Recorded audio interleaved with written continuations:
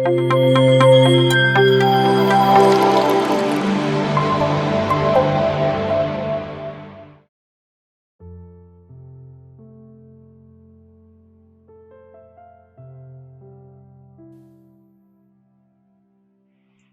అంటే కనీసం 1,44,000 మంది పిరమిడ్ మాస్టర్లు ఉన్నారు. అంతమంది బుద్ధుళ్ళు ఉన్నారు.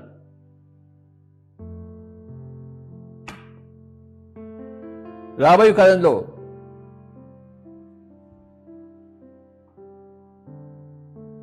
$750 కోట్ల మంది అందరూ కూడా బుద్ధుళ్ళు అవుతారు. ఒక దీపం ఇంకో దీపాన్ని వెలిగించినట్టు ఒక మాస్టర్ ఇంకొక మాస్టర్ కావడానికి స్ఫూర్తిగా అవుతూ ప్రపంచమంతా కూడాను జ్ఞానమయం, ఆనందమయం, ఆరోగ్యమయం అయిపోతుంది. అలాంటి రోజుల్లో ఇప్పుడు మనం ఉన్నాం. ఇంట్లో కూర్చుని ప్రపంచాన్ని చూస్తున్నాం. ఇంట్లో కూర్చుని ప్రపంచానికి బోధ చేస్తున్నాం.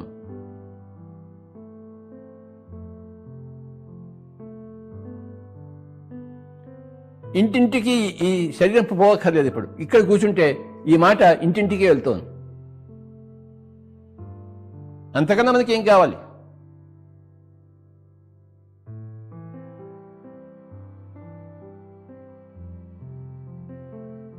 పైలోకాల్లో ఉరవకొండ వెంకటేశ్వర స్వామి గారికి ఎంతో పెద్ద గొప్ప పార్టీ జరుగుతోంది అక్కడ.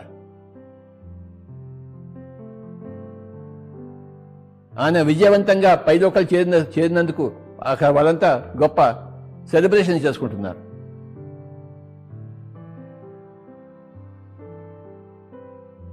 ఇక్కడ ఈ భూలోకంలో ఎవరి ధ్యానంలోకి వచ్చినా పైలోకంలో సెలబ్రేషన్ జరుగుతుంది. వాళ్ళు టీవీలో చూస్తుంటారు. వాళ్ళ మూడోకంలో ఒరే చూడరా అక్కడ వాడి ధ్యానం మొదలుపెట్టాడు, ఆ ఊర్లో చూడు. ఆ కర్నూలు పక్కన కృష్ణానగరం ఉంది, అక్కడ చూడు ఒక అతను ధ్యానం చేస్తున్నాడు చెట్టు కింద, చూడు నువ్వు. అవునా, నిజమైంది. ఆ కర్నూలులో కృష్ణానగరం ఉంది, అక్కడ ఒక రాముడు అతను ధ్యానం చేస్తున్నాడు, చెట్టు కింద కూర్చున్నాడు. అదే వాడి మూడో కన్ను యాక్టివేట్ అవుతుందిరా, చూడరా ఇక్కడి నుంచి అని వాడి పైదో కన్ను చూస్తుంటారు. వాళ్ళు అక్కడ పిరమిడ్ కట్టారు రోయ్. అవునా, ఈ పిరమిడ్ అసలు ఎంత గొప్ప వాళ్ళని పైలోకాలు చెప్పుకుంటున్నారు. వాళ్ళు ఏమనుకుంటారంటే మనమంతా భూలోకంలో ఉన్నప్పుడు హిమాలయాలు పోయి తపస్సు చేస్తాం, వీళ్ళు ఇంట్లో కూర్చొని తపస్సు చేస్తున్నారు, వీళ్ళు ఎంత గొప్పవాళ్ళు నాయన అని పైలోకంలో అనుకుంటున్నారు. మన గురించి మనకి తెలియదు, పైలోక వాళ్ళకి అందరికీ తెలుసు. కనుక పైలోక వాసులు మన ఉరవకొండ వెంకటేశ్వర స్వామి గారు పైకి వెళ్ళినప్పుడు ఎంత సంబరం చేశారో లెక్కే లేదు కదా. వస్తున్నారు రోయ్ బ్రహ్మర్షి అని గొప్ప సంబరాలు చేసుకుంటున్నారు.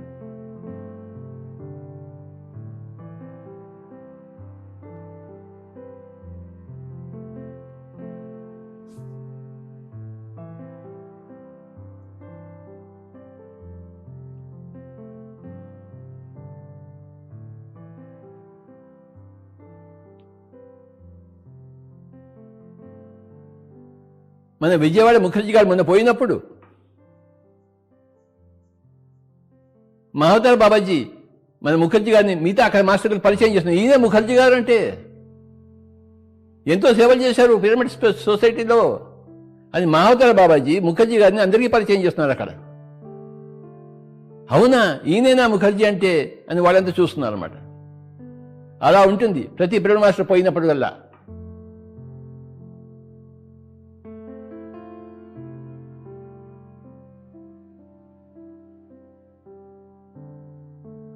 పిరమిడ్ మాస్టర్లందరికీ నా యొక్క ప్రణామాలు.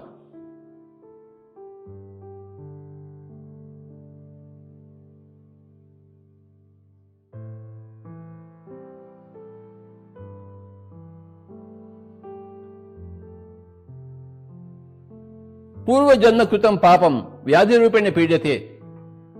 గత జన్మలో చేసిన పాపాలు ఈ జన్మలో రోగాలుగా వస్తాయి. ఈ జన్మలో ఇప్పుడు చేస్తున్న కొంతమంది పాపాలు చేస్తున్నారు, ఇంకా వాడికి వచ్చే జన్మలో రోగాలు వస్తాయి. మేము పాపాలు చేస్తున్నాం మాకేం రోగాలు రావాలనుకుంటున్నాం, కానీ అందరికీ వస్తాయి. మేము హాయిగా కోడిని కోసుకుంటున్నాం, మేకను ఆవును ఎద్దుని కోసుకుని తింటున్నాము, మాకేం కాదు అంటే వస్తుంది ఆయన, ఏం తొందరపడద్దు. खुदा की दुनिया में न देर है न अंधेर है.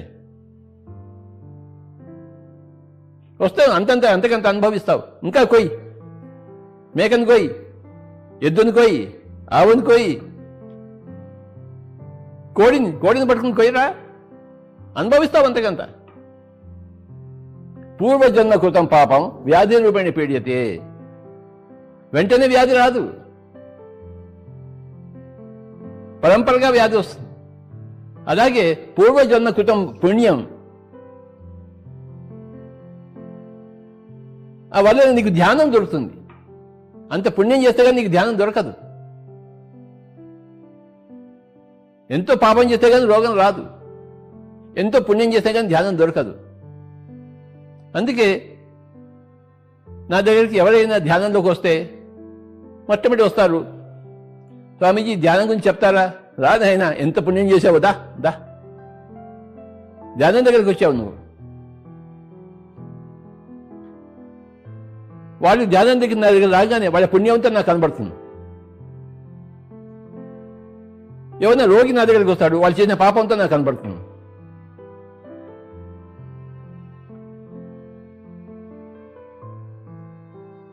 రోగం చూస్తే నాకు పాపం కనబడుతుంది, ధ్యానం చూస్తే నాకు పుణ్యం కనబడుతుంది. పూర్వజన్మలో చేసిన పాపం ద్వారా ఈ జన్మలో రోగం వస్తుంది, పూర్వజన్మలో చేసిన పుణ్యం ద్వారా ఈ జన్మలో ధ్యానం దొరుకుతుంది.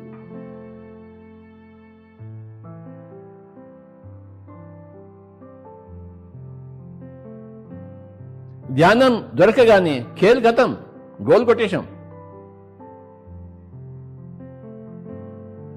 ఎక్కడ చేరాలో అక్కడ చేరుకున్నాం.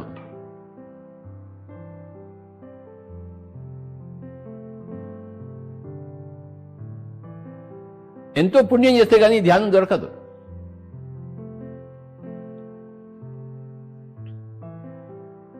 ఎంతో పాపం చేస్తే కానీ రోగం రాదు. ఎవరు పాపాలు చేయొద్దు. కోడిని కోసుకోవద్దు, మేకను కోసుకోవద్దు, ఎద్దుని ఆవుని కోసుకోవద్దు, పాపాలు తెచ్చుకోవద్దు, రోగాలు తెచ్చుకోవద్దు, పాపాలు చేయవద్దు. అందరూ పుణ్యాలు చేయండి, తోటి వాళ్ళకి సహాయం చేయండి, మీకు ధ్యానం దొరుకుతుంది.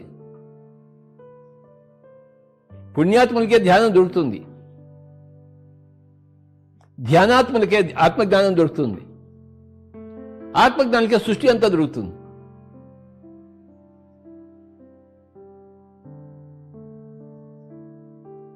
పాపాలు చేసే వాళ్ళకి రోగాలు దొరుకుతాయి, రోగాలు దొరికిన వాళ్ళకి దుఃఖం దొరుకుతుంది.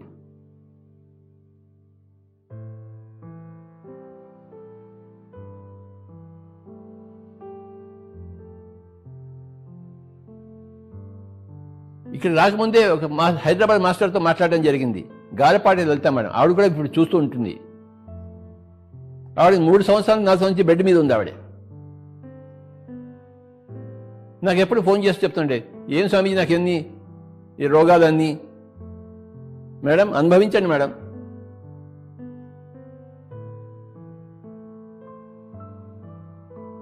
ఇప్పుడు మీరు అనుభవించక తప్పదు, నేనేమీ చేయలేకుండా నేను మీకు ఈ సలహా ఇవ్వక తప్పదు, అనుభవించండి అంతే. ఎన్ని రోజులు స్వామి, ఇంకా ఎన్ని రోజులు నేను బాధపడాలంటే నాకు తెలియదు మీరు ఎంత పాపం చేశారో, ఎంత రోగం వచ్చిందో. కానీ పాపం వల్లే రోగం వచ్చింది. ఇవాళ పొద్దున్న ఇందాకే ఆవిడ ఫోన్ చేసి, గారపాటి లలిత మేడం, ఆవిడకి నా నమస్కారం. నాకు 4 సంవత్సరాల నుంచి నేను బెడ్ మీద పడుకోలేదు, కుర్చీలోనే పడుకున్నాను. బెడ్ మీద పడుకోవడం నాకు లేదు నాకు. కానీ నిన్న రాత్రి బెడ్ మీద పడుకున్నాను, పొద్దున్న రాత్రి పడుకున్నాను. నిన్న మీ లెక్చర్ వెళ్తుంటే నాకు ఒక పొగ కనబడింది, ఒక మంచి సువాసన వచ్చింది. ఈ టీవీ నుంచి సువాసన ఎక్కడి నుంచి వచ్చిందని నేను చూశాను. పక్కవాడికి రాలేదు, నా ఒక్కడికి వచ్చింది అని ఇందాకే చెప్పింది ఆవిడ, గారపాటి లలిత మేడం, సీనియర్ మోస్ట్ మాస్టర్. చెప్పాను, మేడం మీ పాపాలన్నీ పరిహారం అయిపోయాయి, ప్రక్షాళన అయిపోయి, ఇంకా మీకు పాపాలు లేవు, మీ కర్మ తొలగింది, మీకు ఇంకా రోగాలు రావు.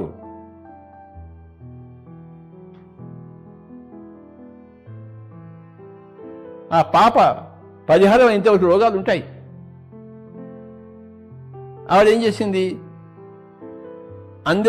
ఆవిడ అంతకుముందు బాగా మాంసం తినేది. ఆవిడ అందరిని పిలిచి ఆ కోళ్ళకి మేకలని పిలిచి నమస్కారం పెట్టి నా తప్పు అయిపోయిందని చెప్పింది. దాంతో పరిహారం అయిపోయింది. పశ్చాత్తాపం చెంది పరిహారం అయిపోయింది.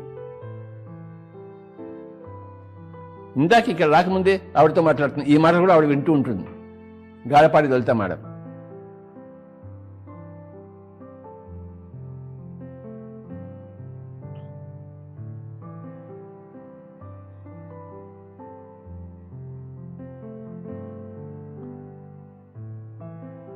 మాంసమంటే పాపమంట, పాపమంటే రోగమంట, రోగమంటే నరకమంట. మాంసము వీడాలిరో అన్నలారా, పాపము మానాలిరో. మాంసము వీడాలిరో, పాపము మానాలిరో. ధ్యానము చేద్దామురో, శ్వాసను పడదామురో. హింసా छोड़ो హంసా పకడో మై డియర్ ఫ్రెండ్స్. ఇంతే మన పిఎస్సిజం ఫిలాసఫీ. హింసను వదిలిపెట్టేద్దాం. హంస అంటే శ్వాస, శ్వాసను పట్టుకుందాం. హంస గమనం చేద్దాం, హంస యానం చేద్దాము. సరస్వతికి ఏది వాహనం? హంస వాహనం. సరస్వతి దేవిటి జ్ఞానము, హంస అంటే శ్వాస. అంటే శ్వాస మీద ధ్యాస పెట్టిన వాడు అందరూ సరస్వతులు అవుతారు, సరస్వతి పుత్రులు అవుతారు. అందుకోసం వాడు హంస వాసనం చేసుకుంది సరస్వతి దేవి. మనకి సరస్వతి దేవి గురించి తెలుసు కానీ హంస గురించి తెలియదు మనకి. హంస అంటే శ్వాసం తెలియదు. హంస మీద యానం చేస్తే పరమహంస అవుతామని తెలియదు. అది తెలియజెప్పేదే పిరమిడ్ స్పిరిచువల్ సొసైటీ మూమెంట్. అందరూ హంసవాహినులు కండి. హంస ఉంది ఇక్కడ, దాని మీద ఎందుకు అధిరోహించరు? శ్వాస ఉంది, శ్వాస మీద ధ్యాస ఎందుకు పెట్టరు? హంస ఉండి పరమహంస ఎందుకు కాలేరు? శ్వాస ఉండి శ్వాస మీద ధ్యాస ఎందుకు లేదు? బుద్ధి ఉండి బుద్ధిని ఎందుకు పెంచుకోరు? ఆత్మ ఉండి దాన్ని ఎందుకు తెలుసుకోరు? Very simple. ఉందిగా శ్వాస, దాని మీద ధ్యాస పెడతాం, అయిపోయింది. మొగుడి మీద ధ్యాస పెట్టి, పిల్లల మీద ధ్యాస పెట్టి, కోడి మాంసం మీద ధ్యాస పెట్టి, మేక మాంసం మీద ధ్యాస పెట్టాం. పాపాలు చేసాం, రోగాలు తెచ్చుకున్నాం. పాపాలు లేకుండా రోగాలు వస్తాయి ఏంటి? రోగం వచ్చిందన్నమాట పాపం చేసామన్నమాట లెక్క. భోగం వచ్చిందన్నమాట పుణ్యం చేసినట్టే లెక్క. జ్ఞానం వచ్చిందంటే ధ్యానం చేసినట్టే లెక్క.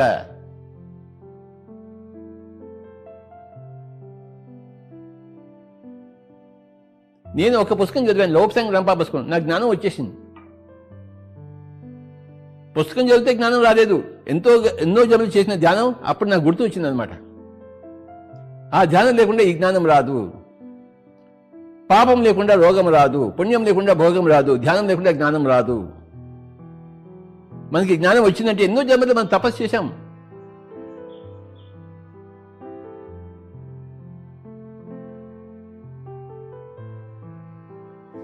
ఎంత లెక్కలు, మ్యాథమెటిక్స్.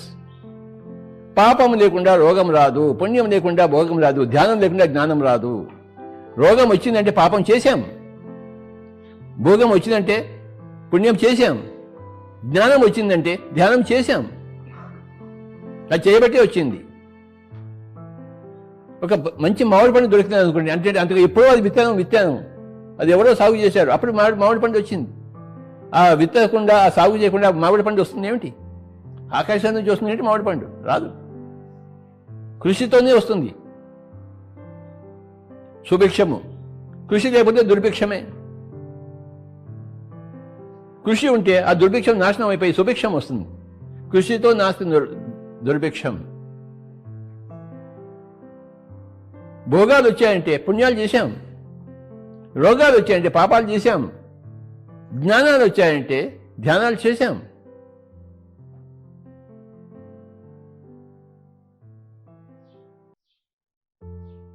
ఒకటి లేకుండా రెండోది రాదు. ఒకటి తర్వాత రెండో వచ్చేది. 1, 2, 3 అంటాం కదా, ఒకటి వచ్చిన తర్వాత రెండు వచ్చేది. ఒకటి లేకుండా రెండు వస్తుంది ఏంటి?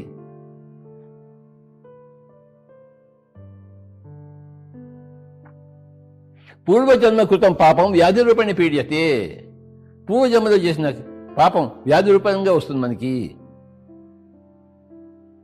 ఆ పూర్వజన్మలో ఆ పాపం చేసి ఉండకపోతే ఈ జన్మలో నీకు రోగం రానే రాదు, నీకు ఇంపాసిబుల్. మేఘాలు లేకుండా వర్షం వస్తుంది ఏంటి? మేఘాలు కనబడంగానే ఏమో వర్షం రావచ్చు.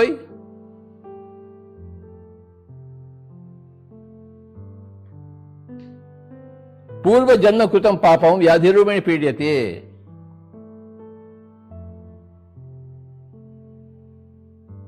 మనం 3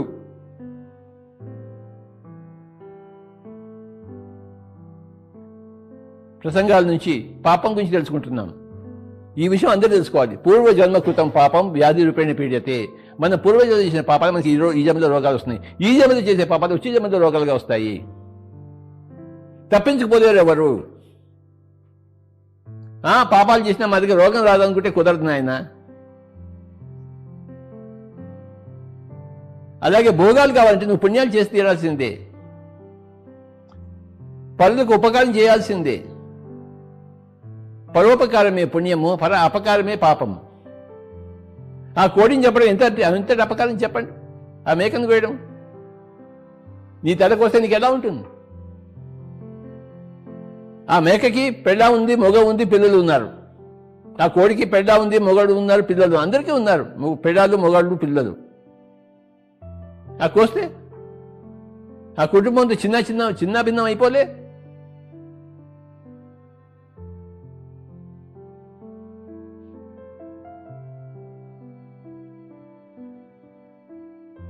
నువ్వు ఎంత కోడికి ఎంత దారుణంగా నువ్వు ప్రవర్తించావు, నీకు అంత జరగాల్సిందే. పూర్వజన్మ కృతం పాపం వ్యాధి రూపేణ పీడ్యతే. అలాగే పూర్వజన్మలో ఎన్నో పుణ్యాలు చేసుకుంటాం మనం. దానివల్ల ఏం లాభం అంటే ఈ జన్మలో మనకి ధ్యానం దొరికింది. అథవా ఈ జన్మలో మనం పుణ్యాలు చేస్తుంటే వచ్చే జన్మలో మనకి ధ్యానం దొరుకుతుంది గ్యారంటీగా. ఒకసారి ధ్యానం దొరికింది అనుకోండి, ఇంకేముంది, ఖేల్ కథం, గోల్ కొట్టేశాం.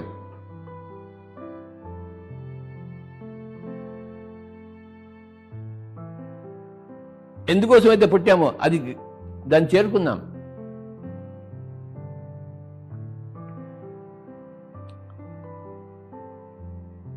పూర్వజన్మలో చేసిన పాపం ఈ జన్మలో రోగంగా వచ్చినప్పుడు, పూర్వజన్మలో చేసిన పుణ్యం ఈ జన్మలో భోగంగా వచ్చినప్పుడు, పూర్వజన్మలో చేసిన ధ్యానం ఈ జన్మలో జ్ఞానంగా వచ్చింది.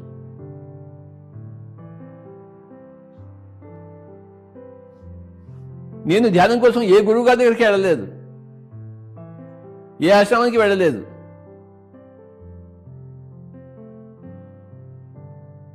పుస్తకాల ద్వారా నాకు వచ్చేసింది.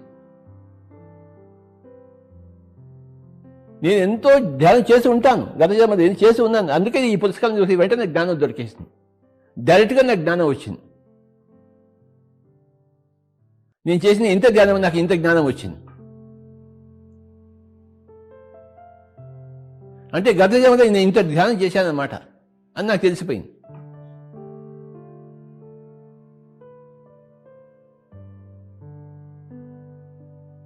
అలాగే నా దగ్గరికి వచ్చిన ప్రతి ఒక్కరు ఆ తర్వాత నేనే ఎవరి దగ్గర వెళ్తానో వాళ్ళ ఇంట్లో వాళ్ళు ఎంతో ధ్యానం చేస్తుంటే కానీ గత జన్మలో ఈ జ్ఞానం వాళ్ళకి దొరకదు.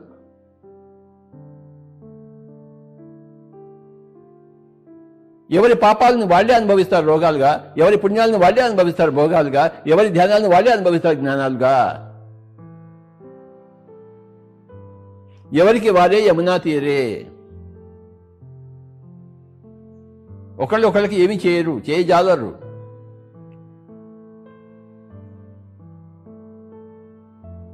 ఆ సమయం నిమిత్తమాత్రంగా ఉండగలం అంతే.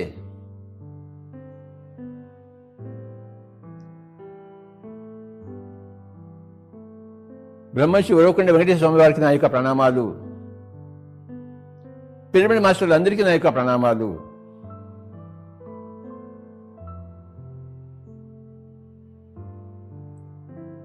అందరూ ఉరవకొండ పోయి అక్కడ లోపసంగ్రంప పిరమిడ్ ధ్యాన కేంద్రం ఉంటుంది, అక్కడ పోయి ధ్యానం చేసుకోవాలని కోరుకుంటున్నాను.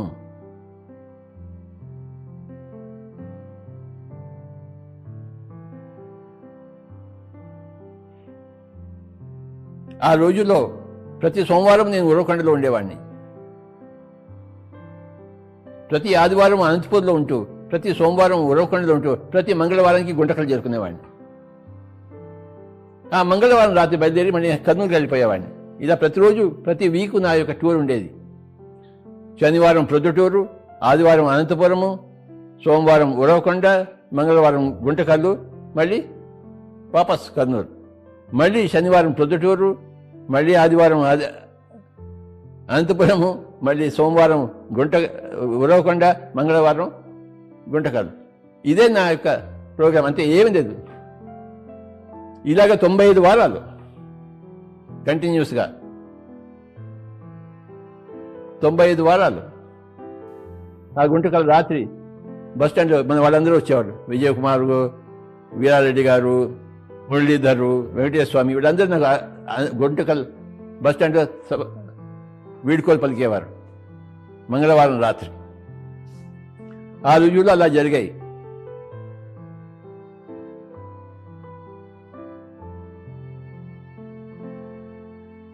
ದಯವಿಟ್ಟು PMC ವೀಕ್ಷಿಸಿ, ಸಬ್ಸ್ಕ್ರೈಬ್ ಮಾಡಿ, ಲೈಕ್ ಮಾಡಿ, ಶೇರ್ ಮಾಡಿ, and give your experiences for PMC. Record your experiences so that the whole world will know your experiences.